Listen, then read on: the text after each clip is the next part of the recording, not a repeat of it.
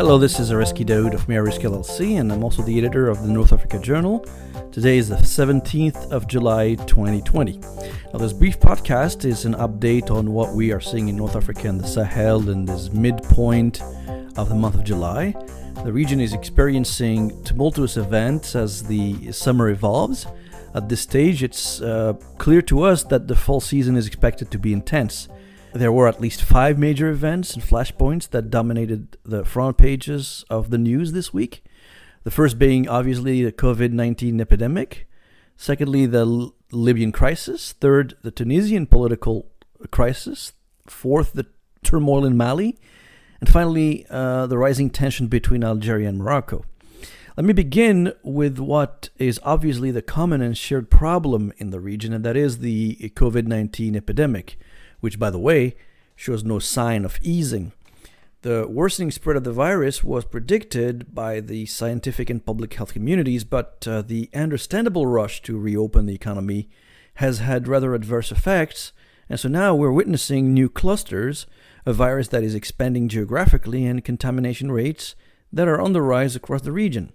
This week alone, the northern Moroccan city of Tangiers returned to lockdown mode weeks after the government announced the easing of the nationwide restrictions imposed back in March 2020. New infection clusters appeared when the city reopened its cafes and restaurants in June and resumed domestic tourism. This is the very same approach taken by leading industrial nations, at least the United States for sure, and that led to the disaster we are seeing now. The resumption of the upward movement of the so-called infection curve in Morocco is not just affecting Tangiers. Tangiers being an iconic city, it is easy to talk about it to illustrate the extent of the problem. But other cities are experiencing similar trends. In Safi, for example, authorities reported an outbreak inside a fish canning factory that resulted in the lockdown of the city with more than 250,000 residents. Obviously, a city like Tangiers is densely populated, and therefore the spread can and does happen rapidly. Yet there is something devious about this virus that sometimes even social distancing is being challenged by the strength of COVID-19. We're always told that physical distancing helps stop the propagation of the virus, but MEA Risk analysts found that the pandemic in Algeria is expanding in the southern Sahara provinces faster than in the populous center and north. The southern zone has now a rate of 46.56 cases per 100,000 inhabitants, closely followed by the central region at 46.26. At least 2 southern provinces, those of Ouargla and El Oued, were in the top 7 provinces with the largest number of new cases during the period of 25 June to the 9 July. The top 7 provinces with the highest infection rates are Sétif in the east, that is the northeast, Algiers in the north central, Oran in the northwest, Blida in the north central. Those are coastal cities, by the way. You also have Batna in the east, and then you have Ouargla and El Oued both in the south. Also, several provinces in the south are among the 22 provinces that are experiencing a rate of increase in infections higher than the national average, estimated at 44 cases per 100,000 residents. Now, of course, one cannot do any more physical distancing than in the Sahara.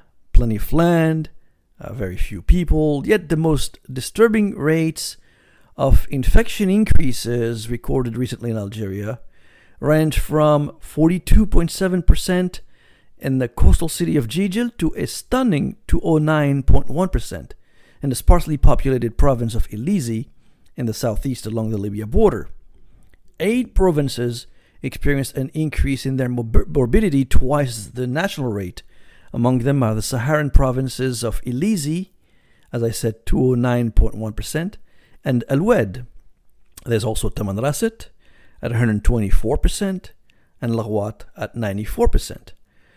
With that being said, COVID-19 right now is front and center in terms of the most disrupting problem across the entire region. Now, the second major flashpoint in the region is obviously Libya. On the geopolitical front, things have gotten worse, but if there is anything good about this crisis, is that finally those who operated behind the scenes for so many years, hiding behind proxies and mercenaries and others, are now operating in the open. Not only countries like the UAE, Egypt, Russia, Turkey, France, and others were manipulating key stakeholders in Libya, such as the unsettling and creepy personality of warlord Khalifa Haftar, but now they are directly involved on the ground. The bad thing is that after years of verbally fighting each other's, now Egypt and Turkey appear to have the opportunity to face off on the Libyan territory, and that is obviously bad news. Now, just this week, the so-called Libyan parliament, known as the House of Representatives, based in Tobruk and essentially supporting Haftar, has passed a motion authorizing Egypt to intervene militarily if needed. Now, by needed, they mean if Haftar continues to lose ground, the Tobruk parliament would then call on Egypt's strongman Sisi to send troops and start a war with Turkey. Egypt specifically has been making a lot of noise as Haftar's troops began to weaken and retreat. After throwing support to Haftar, al-Sisi warned that Egypt was willing to send troops into Libya if Haftar were to lose the region of Sirte. And so the region of Sirte appears to be some sort of a red line. Last weekend, the Egyptian military flexed its muscles with the Navy, Air Force, and Special Forces staging exercises near the Libyan border. The United Arab Emirates was also vocal and rather direct this week when it warned the Libyan government of Tripoli not to move any further towards Sirte. The GNA did not like what was coming from Cairo and characterized Sisi's statements as a declaration of war. The GNA said it has no intention of backing down and its forces will continue their move toward Sirte. On Thursday, 16th of July, that is yesterday, al-Sisi doubled down on his threat to send troops to Libya using Arab nationalism to stir passion among his Arab allies. Sisi is now turning this conflict into an Arab versus Turkish confrontation, and apparently he received the support of tribal leaders from eastern Libya that he met this week in Cairo. Speaking to the Financial Times, Turkey's foreign minister hinted that his country won't back down either, and has said that the GNA, that is the government that it supports in Tripoli, is determined to resume its offensive against Haftar's forces if they do not retreat from Sirte, and signaled that Turkey would be willing to support such offensive. Turkey insisted that the GNA won't agree with a ceasefire until Haftar's forces withdraw from the western regions, including Sirte. And so now we are in showdown mode, with the conflict in Libya moving into a new phase, where overt and direct involvement of regional powers risk escalating into a full-blown war. The situation is so dire that all parties in the conflict have been building up their military presence, and that does not bode well for Libya, that does not bode well for the Maghreb in general, and of course, for the Mediterranean zone. Now let's move to Tunisia, where a political crisis has culminated this week with Prime Minister Elias Fakhfakh's resignation, as the country remains deeply troubled on the socio-economic front. On Wednesday, Fakhfakh submitted his resignation after less than 5 months in office as a result of a political feud with the Islamist party Ennahda, whose leader presides over the country's parliament. Ennahda has been making allegations of conflict of interest against the outgoing prime minister, who was likely asked by the president to resign. The crisis in Tunisia means the country will remain unstable for a while. Not only the president has 10 days to find a replacement, but political stakeholders in Tunisia disagree over almost everything, that any candidate to prime minister will have enormous difficulties creating a consensus on any issue. The country is literally split into a very strong conservative movement headed by the powerful Ennahda party and a number of weaker secular parties. And these two groups often do not see eye to eye on the way forward and on policy matters. While the political crisis persists, the country is facing major economic and social turmoil.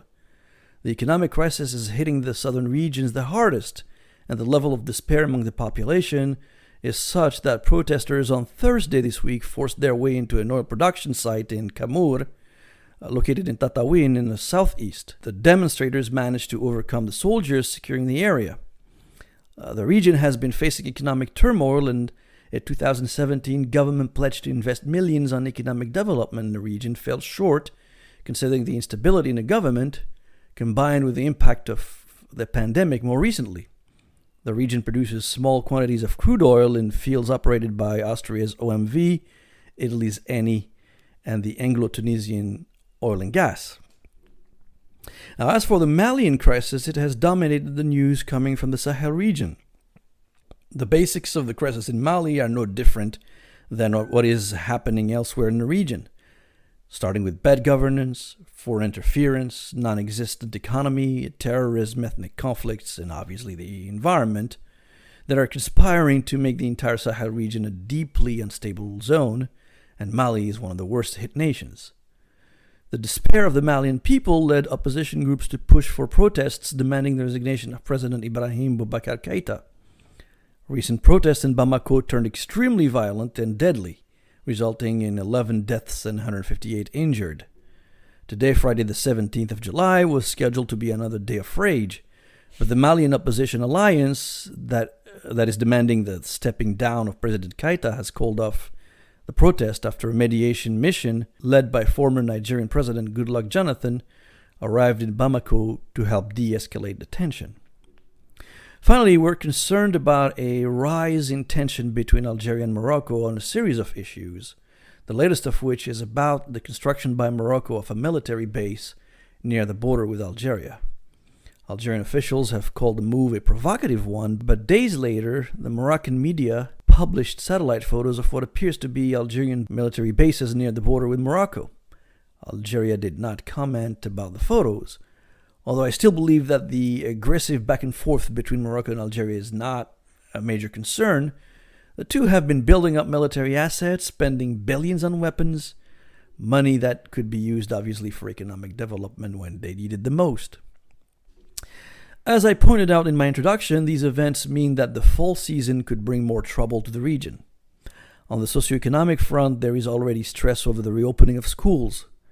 There is an ongoing debate, and on that and the positions we're seeing are fairly similar to what we're seeing in Western countries, where some in governments are under pressure to reopen schools, while others, in particular teachers' unions, say they are frightened at the prospect of returning to school while COVID-19 remains a real and present danger. These are obviously arguments that are being made in Morocco, Algeria, Tunisia, and Egypt in particular. The fall season also tends to see a resumption of labor unrest. It remains to be seen whether this year labor unions will be able to resume their demands considering the coronavirus, in particular in Algeria and Morocco, while in Tunisia unions have been and are still more vocal and more active than anywhere else. In contrast, unions in Egypt are a lot less relevant in a country where the military does not allow union activity and also owns a big chunk of the Egyptian economy. Of course, it also remains to be seen how the Libyan crisis will unfold. A lot of analysts predict that there will be no confrontation between Egypt and Turkey. But then again, there has been pent-up anger and frustration on all sides, and so I'm not entirely confident that Sisi and Erdogan will restrain themselves. So I do see the potential for a coalition of Gulf countries and France, with its hawkish and aggressive foreign minister Jean-Yves Le Drian, convincing Egypt to send troops. One of the main reasons why they may select to further destabilize Libya is that the crisis in neighboring Tunisia appears to pave the way for a stronger Islamist Nahda party, which managed to oust the liberal Prime Minister Farfar. The issue here is that the Nahda has always been pro-Muslim Brotherhood, and that annoys the likes of Sisi, the UAE, and Saudi Arabia. The strengthening of a Nahda is likely to stimulate more aggressive response from the Gulf and Egypt, and Libya could pay the ultimate price for it. So I hope this provided a brief overview of what is taking place in North Africa and the Sahel this mid-July. Until our next podcast, stay safe and remain positive.